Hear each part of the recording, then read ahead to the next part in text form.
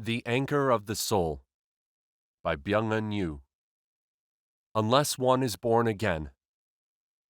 People generally think if they are good during their lives, they will go to a good place when they die. Those who believe in Jesus also think if they continue in their faith, they will go to heaven. When they die, a pastor will conduct a funeral service and pray for them, and a cross will be erected at the head of their graves. It is possible, however, that the spirit of such a person will not be able to go to heaven. Even if a person is enrolled as a member of a church, even if he serves faithfully in his church and donates a lot of money to it, it is still possible that his spirit will go to hell after he dies.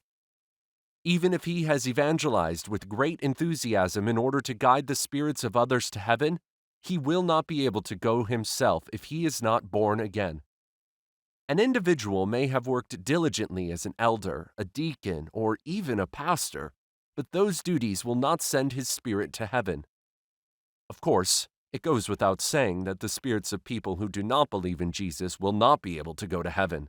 But it is really appalling to think that the spirits of all the people who have been misinformed in their belief will also end up in hell.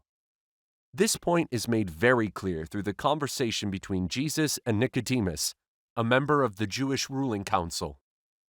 One evening, Nicodemus came to look for Jesus and said, "Rabbi, we know that you are a teacher come from God. For no one can do these signs that you do unless God is with him." To this, Jesus answered, "Unless one is born again, he cannot see the kingdom of God."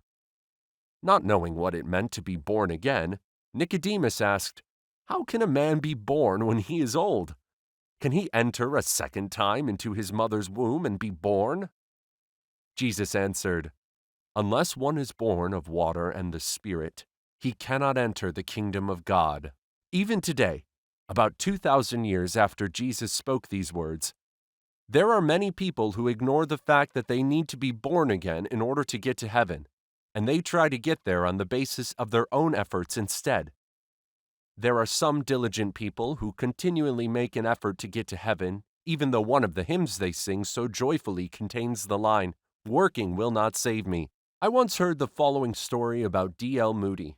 One day, as Moody was traveling by train, he happened to be riding in the same car as a young hooligan. When the young man became aware that he was traveling with this famous revivalist preacher, he approached him and asked, "Mr. Moody, how many months would it take for a gangster like myself to go to heaven?" Moody replied, "5 minutes would do." The man was astonished to hear that within just 5 minutes he could have the faith needed to go to heaven.